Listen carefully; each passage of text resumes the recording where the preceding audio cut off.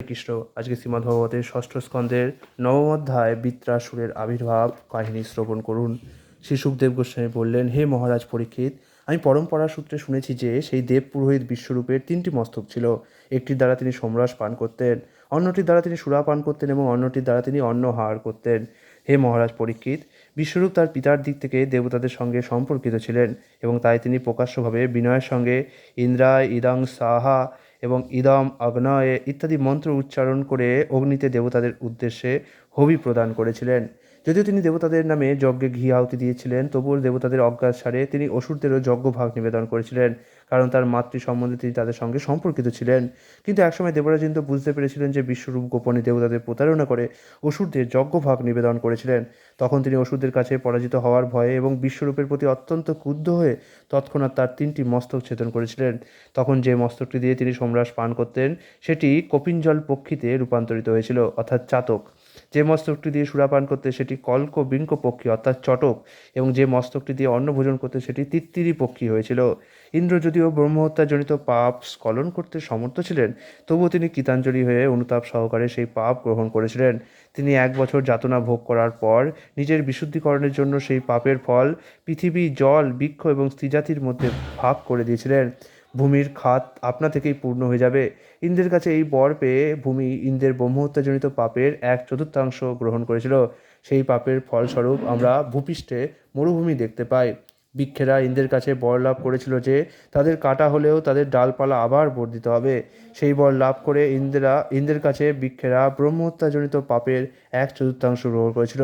সেই পাপের ফল বৃক্ষের নির্যাস রূপে দৃষ্ট হয়। সেই জন্যই বৃক্ষের নির্যাস পান করা নিষিদ্ধ।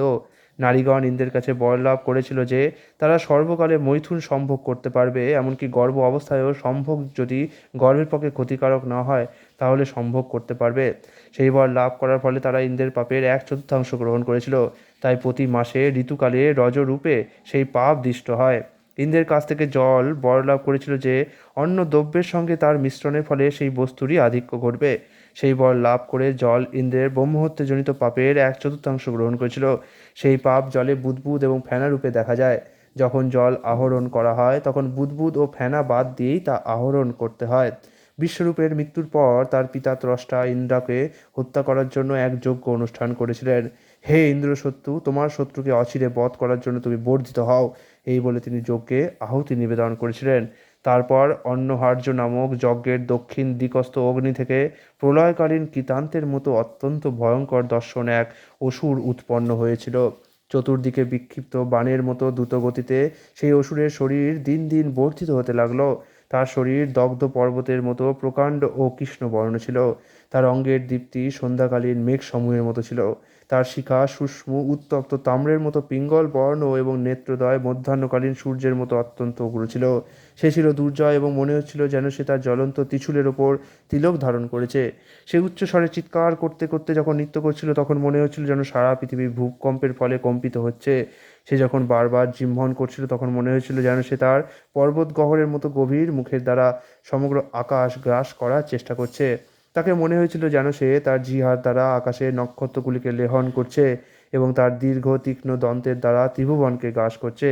সেই ভয়ঙ্কর অসুরকে দর্শন করে মানুষেরা ভীত হয়ে 10 দিকে পলায়ন করতে শুরু করেছিল।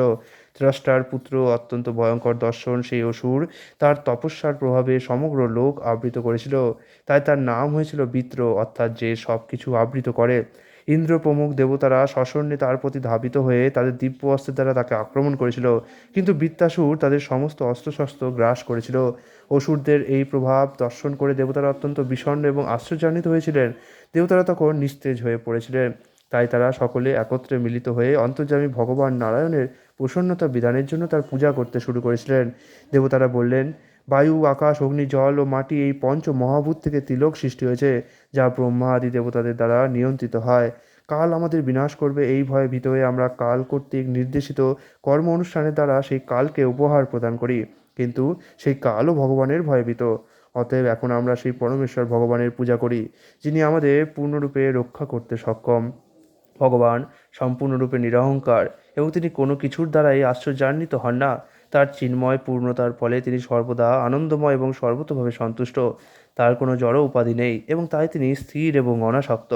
সেই পরমেশ্বর ভগবান সকলের পরম আশ্রয়। যে ব্যক্তি অন্যের দ্বারা নিজের রক্ষা কামনা করে সে অবশ্যই অত্যন্ত মূর্খ, যে কুকুরের লেজ ধরে সমুদ্র পার হওয়ার বাসনা করে। পূর্বে মহারাজ শত্রুব্রত নামক পুনু পৃথিবীর রূপা ক্ষুদ্র নৌকাটি মৎস্য অবতারের সিংহে বেঁধে প্রলয়ের সময় মহাসংকট থেকে পরিত্রাণ পেয়েছিলেন। দ্রষ্টার পুত্রের ভয়ঙ্কর ভয় থেকে সেই মৎস্য মূর্তি ভগবান আমাদের রক্ষা করুন। সৃষ্টির আদিতে ভয়ঙ্কর প্রলয় শরীরে প্রচণ্ড বায়ু ভয়ঙ্কর তরঙ্গের সৃষ্টি করেছিল। সেই মহা তরঙ্গ থেকে যে ভয়ঙ্কর শব্দ হয়েছিল তার ফলে ব্রহ্মা তার কমলাসন থেকে প্রলয় শরীরে পতনোন্মুখ হয়েছিলেন। তখন তাকে যিনি রক্ষা করেছিলেন সেই পরমেশ্বর ভগবান আমাদেরও এই ভয়ঙ্কর পরিস্থিতিতে রক্ষা করুন। হে পরমেশ্বর ভগবান তার বহিরঙ্গা মায়া শক্তি দ্বারা আমাদের সৃষ্টি করেছেন এবং যার কৃপায় আমরা ব্রহ্মাণ্ডের সৃষ্টি বিস্তার করি, তিনি সর্বদা আমাদের সম্মুখে পরমাত্মা রূপে বিরাজমান। কিন্তু আমরা তার রূপের দর্শন করতে পারি না। আমরা তাকে দর্শন করতে অক্ষম, কারণ আমরা নিজেদের একজন স্বতন্ত্র ঈশ্বর বলে মনে করি। ভগবান তার অচিন্ত্য অন্তরঙ্গা শক্তির প্রভাবে বহু দিব্য শরীর নিজেকে বিস্তার করেন, যেমন দেবতাদের মধ্যে বামনদেব রূপে, ঋষিদের মধ্যে পরশুরাম রূপে, পশুদের মধ্যে নৃসিংহ রূপে, বরাহ আদি রূপে, জলচরদের মধ্যে মৎস্য রূপে, কূর্ম রূপে এবং মানুষদের মধ্যে শ্রীকৃষ্ণ এবং শ্রীরামচন্দ্র রূপে তিনি আবির্ভূত হন। তার অহেতুকী কৃপার প্রভাবে তিনি সর্বদা অসুরদের দ্বারা উৎপীড়িত দেবতাদের রক্ষা করেন। তিনি সমস্ত জীবের পরম আরাধ্য, পরম কারণ, প্রকৃতি ও পুরুষ রূপে তিনি সমস্ত সৃষ্টির মূল। এই ব্রহ্মাণ্ড থেকে ভিন্ন হওয়া সত্ত্বেও তিনি বিরাট রূপে এই ব্রহ্মাণ্ডে বিরাজ করেন। আমাদের ভয়ার্ত অবস্থায় আমরা তার শরণাগত হই, কারণ আমরা নিশ্চিত রূপে জানি যে সেই পরমেশ্বর পরমাত্মা আমাদের রক্ষা করবেন। শ্রী সুখদেব গোস্বামী বললেন, হে রাজান, দেবতারা এইভাবে স্তব করলে শঙ্খ চক্র গদাধর হরি প্রথমে তাদের হৃদয় এবং তারপর তাদের সম্মুখে আবির্ভূত হয়েছিলেন। হে রাজান, শিবস্ত্র চিহ্ন এবং কৌস্তব মণি ব্যতীত অন্যান্য অলঙ্কারে বিভূষিত হয়ে ভগবানেরই সমতুল্য ষোড়শ সংখ্যক পার্শ্বদ দ্বারা চতুর্দিকে সেব্যমান শরৎকালীন বিকশিত পদ্মফুলের মতো নেত্র সমন্বিত ভগবানকে দর্শন করে দেবতারা আনন্দে বিহ্বল হয়ে ভূমিতে দণ্ডবৎ প্রণতি নিবেদন করেছিলেন এবং তারপর ধীরে ধীরে উঠে দাঁড়িয়ে তারা পুনরায় প্রার্থনা করতে শুরু করেছিলেন দেবতাদের প্রার্থনা। হে পরমেশ্বর ভগবান, আপনি যজ্ঞের ফল প্রদানকারী এবং আপনি যজ্ঞের ফল বিনাশকারী কালস্বরূপ। আপনি অসুরদের বিনাশের জন্য চক্র নিক্ষেপকারী এবং আপনি বহু নামধারী। হে ভগবান, আমরা আপনাকে শ্রদ্ধা সহকারে নমস্কার করি। হে পরম নিয়ন্তা, আপনি ত্রিবিধ গতির, স্বর্গলোকের উন্নতি, মানুষ্য জন্ম এবং নরক যন্ত্রণার নিয়ন্তা। তবুও আপনার পরম ধাম হচ্ছে বৈকুণ্ঠ লোক। যেহেতু আপনি এই জগৎ সৃষ্টি করবার পর আমরা এসেছি, তাই আপনার কার্যকলাপ অবগত হওয়া আমাদের পক্ষে অসম্ভব। অতএব আপনাকে আমাদের সশ্রদ্ধ প্রণতি ব্যতীত আর কিছুই আমাদের নিবেদন করার নেই। হে ভগবান, হে নারায়ণ, হে বসুদেব, হে আদিপুরুষ, হে মহাপুরুষ, হে মহানুভব, হে পরম মঙ্গল, হে পরম কল্যাণ, হে পরম করুণাময়, হে নির্বিকার, হে জগদাধর, হে লোকনাথ, হে সর্বেশ্বর, হে লক্ষ্মীনাথ, পরমহংস পরিব্রাজক, সন্ন্যাসীরা যারা কৃষ্ণভক্তি প্রচার করার জন্য পৃথিবীর সর্বত্র ভ্রমণ করেন, ভক্তিযোগে পূর্ণরূপে সমাধিমগ্ন হয়ে তারা আপনাকে উপলব্ধি করতে পারেন। যেহেতু তাদের মন আপনাতে একাগ্রীভূত, তাই তারা তাদের অন্তঃকরণ শুদ্ধ করতে আপনার স্বরূপ হৃদয়ঙ্গম করতে পারে। যখন তাদের হৃদয়ের অন্ধকার সম্পূর্ণরূপে বিদরিত হয় এবং আপনি তাদের কাছে প্রকাশিত হন, তখন তারা আপনার চিন্ময় স্বরূপের দিব্য আনন্দ আস্বাদন করতে পারেন। তারা ছাড়া আর কেউই আপনাকে উপলব্ধি করতে পারে না। তাই আমরা আপনাকে আমাদের সশ্রদ্ধ প্রণতি নিবেদন করি।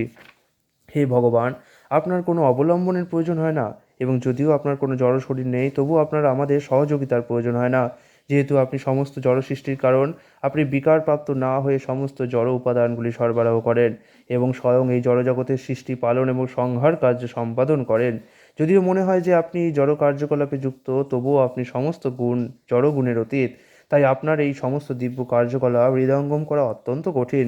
আমাদের দুটি প্রশ্ন: সাধারণ বদ্ধজীব জড় প্রকৃতির নিয়মের অধীন এবং তার ফলে তাকে তার কর্মের ফল ভোগ করতে হয়। আপনিও কি একজন সাধারণ মানুষের মতো জড় প্রকৃতির গুণ থেকে উৎপন্ন একটি শরীরে অবস্থান করেন? আপনি কি কাল কর্ম আদির অধীনে সকৃত শুভ এবং অশুভ ফল ভোগ করেন? নতুবা আপনি কি আত্মারাম, জড় বাসনামুক্ত এবং নিত্য চিৎশক্তিযুক্ত নিরপেক্ষ সাক্ষীরূপে কেবল বিরাজ করেন? আমরা আপনার প্রকৃত স্থিতি বুঝতে পারি না। হে ভগবান, আপনাতে সমস্ত বিরোধের সমন্বয় হয়। যেহেতু আপনি পরম পুরুষ, অনন্ত দিব্যগুণের আধার, পরম ঈশ্বর, তাই আপনার অনন্ত মহিমা বদ্ধ জীবদের কল্পনারও অতীত। আধুনিক সিদ্ধান্তবাদীরা প্রকৃত সত্য যে কি তা না জেনে কোনটি সত্য কোনটি মিথ্যা তা নিয়ে তর্ক করে। তাদের তর্ক সর্বদাই ভ্রান্ত এবং তাদের বিচার অমীমাংসিত, কারণ আপনার সম্বন্ধে জ্ঞান লাভ করার প্রকৃত পন্থা তারা জানে না। যেহেতু তাদের মন অপসিদ্ধান্তপূর্ণ তথাকথিত শাস্ত্রের দ্বারা বিক্ষুব্ধ, তাই তারা পরম সত্য আপনাকে জানতে অক্ষম। অধিকন্তু সিদ্ধান্তে উপনীত হওয়ার কলুষিত আগ্রহবশত তাদের মতবাদগুলি তাদের জড় ধারণার অতীত অধঃকজ আপনাকে প্রকাশ করতে পারে না। আপনি এক এবং অদ্বিতীয়, এবং তাই আপনার কাছে অকর্তব্য, কর্তব্য, সুখ দুঃখ ইত্যাদির বিরোধ নেই। আপনার শক্তি এমনই মহান যে আপনি ইচ্ছা অনুসারে যে কোনো কিছু সৃষ্টি করতে পারেন এবং ধ্বংস করতে পারেন। এই শক্তির প্রভাবে আপনার পক্ষে অসম্ভব কী হতে পারে? আপনার স্বরূপে যেহেতু কোনো দ্বৈত ভাব নেই, তাই আপনি আপনার শক্তির প্রভাবে সব কিছুই করতে পারেন। একটি রজ্জু মোহাচ্ছন্ন ব্যক্তির কাছে সর্পের মতো প্রতিভাত হয়ে ভয় উৎপাদন করে, কিন্তু যথার্থ বুদ্ধি সমন্বিত ব্যক্তি জানেন যে তা কেবল একটি রজ্জু। তেমনি আপনি সকলের হৃদয়ে পরমাত্মা রূপে তাদের বুদ্ধি অনুসারে ভয় এবং অভয় উৎপাদন করেন, কিন্তু আপনার মধ্যে কোনো দ্বৈত ভাব নেই। বিচার করলে দেখা যায় যে যিনি নানা রূপে পতিত হন সেই পরমাত্মাই প্রকৃতপক্ষে সব কিছুর মূল তত্ত্ব। মহত্তত্ত্ব জড়জগতের কারণ, কিন্তু সেই মহত্তত্ত্বের কারণও হচ্ছেন তিনি। তাই তিনি হচ্ছেন সর্বকারণের পরম কারণ। তিনি বুদ্ধি এবং ইন্দ্রিয়ের প্রকাশক। তিনি অন্তর্যামী রূপে উপলক্ষিত হন। তার অভাবে সব কিছুই মৃত। সেই পরমাত্মা পরমেশ্বর আপনি ভিন্ন আর কেউই নন। অতএব হে মধুসূদন, যারা আপনার মহিমা সমুদ্রের এক বিন্দু অমৃত আস্বাদন করেছেন, তাদের মনে নিরন্তর আনন্দের দ্বারা প্রবাহিত হতে থাকে। এই প্রকার মহান ভক্ত মায়িক দৃষ্টি এবং শ্রুতিজাত বিষয় সুখের আভাস বিস্মিত হন। সমস্ত বিষয় বাসনা থেকে মুক্ত এই মহাভাগবতেরা সমস্ত জীবের প্রকৃত সুহৃদ। তাদের মন সর্বতভাবে আপনাতে নিবেদন করে এবং চিন্ময় আনন্দ আস্বাদন করে তারা জীবনের প্রকৃত উদ্দেশ্য সাধনে নিপুণ। হে ভগবান, আপনি এই ভক্তদের পরম আত্মা এবং পরম সুহৃদ, যারা কখনো এই জড়জগতে ফিরে আসেন না, তারা কিভাবে আপনারা সেই পাদপদ্মের সেবা পরিত্যাগ করতে পারে? হে ভগবান, হে ত্রিভুবন স্বরূপ, ত্রিভুবনের জনক, হে বামন রূপধারী ত্রিবিক্রম, হে নৃসিংহদেবরূপী ত্রিনয়ন, হে তিলক মনোহর, মানুষ দৈত্য দানব সকলেই আপনার শক্তির প্রকাশ। হে পরম শক্তিমান, অসুরেরা যখন অত্যন্ত শক্তিশালী হয়ে ওঠে তখন তাদের দণ্ডদান করার জন্য আপনি বিভিন্ন রূপে অবতারণ করেন। আপনি বামনদেব, রামচন্দ্র ও কৃষ্ণরূপে আবির্ভূত হয়েছেন। আপনি কখনো কখনো বরাহ আদি পশুরূপে আবির্ভূত হন, কখনো নৃসিংহদেব এবং হয়গ্রীব এই মিশ্ররূপে আবির্ভূত হন, এবং কখনো মৎস্য কুর্ম আদি জলচর রূপে আবির্ভূত হন। এইভাবে বিভিন্ন রূপ ধারণ করে আপনি সর্বদা অসুর এবং দানবদের দণ্ড দান করেন। আমরা তাই আপনার কাছে প্রার্থনা করছি আপনি পুনরায় আবির্ভূত হন, এবং যদি উপযুক্ত মনে করেন তাহলে বৃত্তাসুরকে সংহার করুন। হে পরম রক্ষক, হে পিতামহ, হে পরম পবিত্র ভগবান, আমরা সকলে আপনার শ্রীপাদপদ্মে শরণাগত আত্মা। আপনার চরণারবিন্দ যুগলের ধ্যানে আমাদের চিত্র প্রেমরূপ শৃঙ্খলের দ্বারা শৃঙ্খলিত। আপনি কৃপাপূর্বক অবতার রূপে নিজেকে প্রকাশিত করুন। আপনার নিত্য দাস এবং ভক্ত বলে গ্রহণ করে আমাদের প্রতি প্রসন্ন হয়ে আমাদের অনুকম্পা প্রদর্শন করুন। আপনার প্রেমপূর্ণ দৃষ্টিপাতের দ্বারা, শীতল করুণাঘন হাসির দ্বারা এবং আপনার সুন্দর মুখ থেকে নিঃসৃত অমৃত মধুর বাণীর দ্বারা আমাদের বিদ্রোহ ভয়জনিত হৃদয়ের সমস্ত বেদনা প্রশমিত করুন। হে ভগবান, অগ্নিস্ফুলিঙ্গ যেমন সমগ্র অগ্নির কার্য করতে পারে না, তেমনি আপনার অংশস্বরূপ আমরা আপনাকে আমাদের জীবনের আবশ্যকতাগুলি জানাতে অক্ষম। আপনি পূর্ণ ব্রহ্ম, তাই আপনাকে আমরা কি জানাতে পারি? আপনি সব কিছুই জানেন, কারণ আপনি সর্বকারণে পরম কারণ, সমগ্র জগতের পালনকর্তা এবং সংহারকর্তা। আপনি সর্বদা আপনার চিৎ শক্তিতে এবং জড়শক্তিতে লীলাবিলাস করেন, কারণ আপনি এই সমস্ত শক্তির নিয়ন্তা। আপনি সমস্ত জীবের এবং জড়জগতের অন্তরে বিরাজ করেন এবং বাইরেও বিরাজ করেন।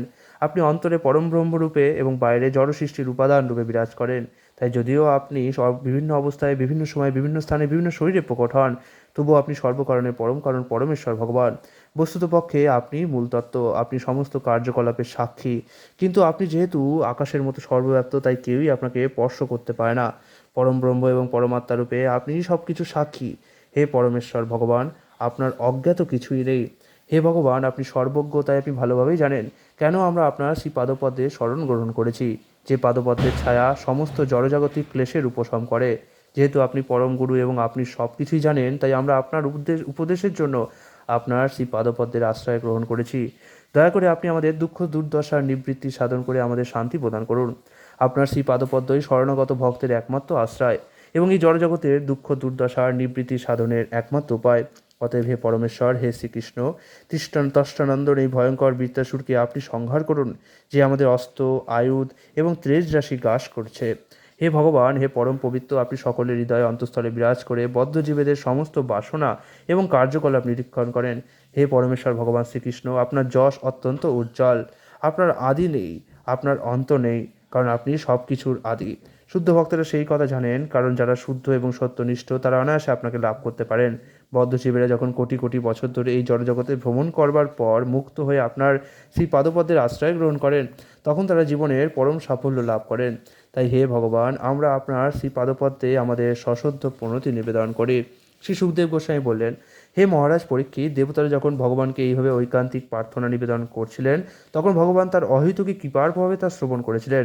প্রসন্ন হয়ে তিনি তখন দেবতাদের বলেছিলেন। পরমেশ্বর ভগবান বললেন, হে প্রিয় দেবতাগণ, তোমরা যে আমার উদ্দেশ্যে জ্ঞানগর্ভ স্তুতি নিবেদন করেছ, তাতে আমি অত্যন্ত প্রসন্ন হয়েছি। এই জ্ঞানের প্রভাবেই মুক্তি লাভ হয় এবং আমার প্রতি ঐশ্বর্যময় স্মৃতির উদয় হয়। তখন সে জড়জগতের অতীত আমার দিব্য পদ উপলব্ধি করতে পারে। এই প্রকার ভক্ত পূর্ণ জ্ঞানে আমার স্তব করার ফলে পূর্ণরূপে পবিত্র হয়। এটি আমার ভক্তির উৎস। হে বিভূত শ্রেষ্ঠগণ, এই কথা যদিও সত্য যে আমি প্রসন্ন হলে কোনো বস্তুই দুর্লভ থাকে না, তবু আমার অনন্য ভক্ত, যার মন সর্বতোভাবে আমাতে একনিষ্ঠ হয়েছে, সে আমার প্রেমময়ী সেবায় যুক্ত হওয়ার সুযোগ ব্যতীত অন্য কিছুই আমার কাছে প্রার্থনা করে না। যারা জড় সম্পদকেই সব কিছু বলে মনে করে অথবা তাদের জীবনের পরম লক্ষ্য বলে মনে করে, তাদের বলা হয় কৃপণ। আত্মার পরম প্রয়োজন কী তা তারা জানে না। সেই প্রকার মূর্খদের যা বাঞ্ছিত তা যদি কেউ তাদের দানও করে, তাহলে বুঝতে হবে যে সেও তাদেরই মতো মূর্খ। ভগবত ভক্তি সম্বন্ধে পূর্ণরূপে অভিজ্ঞ শুদ্ধ ভক্ত কখনো মূর্খ ব্যক্তিকে জড় সুখভোগের জন্য সকাম কর্মে যুক্ত হওয়ার শিক্ষা দেন না, আর তাকে সেই কর্মে সাহায্য করা তো দূরের কথা, রোগী চাইলেও অভিজ্ঞ বৈদ্য তাকে অপথ্য খেতে দেন না। এই প্রকার ভক্তও অজ্ঞ ব্যক্তিদের সকাম কর্মে প্রবৃত্ত হতে দেন না। হে মগভন ইন্দ্র, তোমাদের মঙ্গল হোক। তোমরা ঋষিশ্রেষ্ঠ দধিচির কাছে যাও। বিদ্যা, ব্রত ও তপস্যার দ্বারা তার শরীর অত্যন্ত সুদৃঢ় হয়েছে। অবিলম্বে তার কাছে গিয়ে তার ওই দেহ প্রার্থনা করো। সেই দধ্যঞ্চ ঋষি, যিনি দধিচি নামেও পরিচিত, স্বয়ং ব্রহ্মবিদ্যা লাভ করে সেই ব্রহ্মজ্ঞান অশ্বিনী কুমারদ্বয়কে দান করেছিলেন। কথিত আছে যে দধ্যঞ্চ অশ্বশির ধারণ করে তাদের সেই মন্ত্র দান করেছিলেন। তাই সেই মন্ত্রকে বলা হয় অশ্বশির। দধিচির কাছ থেকে সেই মন্ত্র লাভ করে অশ্বিনী কুমারদ্বয় জীবন মুক্ত হয়েছেন। দধ্যাঞ্চ নারায়ণ কবচ নামক দুর্ভেদ্য বর্ম ত্বষ্টাকে দিয়েছিলেন। ত্বষ্টা তার পুত্র বিশ্বরূপকে তা দান করেন এবং বিশ্বরূপের কাছ থেকে তা তোমরা প্রাপ্ত হয়েছ। এই নারায়ণ কবচের বলে দধিচির শরীর অত্যন্ত সুদৃঢ় হয়েছে। তোমরা তার কাছে গিয়ে তার সেই দেহটি প্রার্থনা করো। অশ্বিনী কুমারদ্বয় যখন তোমাদের জন্য তার শরীর প্রার্থনা করবেন, তখন তোমাদের প্রতি স্নেহবশত তিনি অবশ্যই তা দান করবেন। এই বিষয়ে কোনো সন্দেহ করো না, কারণ দধ্যঞ্চ অতিশয় ধর্মজ্ঞ। দধ্যঞ্চ তার শরীর দান করলে তার অস্থি দিয়ে বিশ্বকর্মা বজ্র নির্মাণ করবে। সেই বজ্রের দ্বারা বৃত্রাসুরকে সংহার করা সম্ভব হবে, কারণ আমার শক্তির দ্বারা বজ্রের তেজ বর্ধিত হবে। আমার শক্তির প্রভাবে বৃত্রাসুর নিহত হলে তোমরা তোমাদের তেজ, অস্ত্র, আয়ুধ এবং সম্পদ ফিরে পাবে। এইভাবে তোমাদের সকলের মঙ্গল হবে। বৃত্রাসুর ত্রিভুবন ধ্বংস করতে পারলেও তোমাদের কোনো ক্ষতি করতে পারবে না। সেই জন্য ভয় করো না, সেও আমার ভক্ত, তাই তোমাদের প্রতি সে কখনো হিংসা করবে না। ইতি শ্রীমদ্ভগবতের ষষ্ঠ স্কন্দের বৃত্রাসুরের আবির্ভাব নামক নবম অধ্যায়ের ভক্তিবেদান্ত অনুবাদ সম্পূর্ণ হলো। হরে কৃষ্ণ।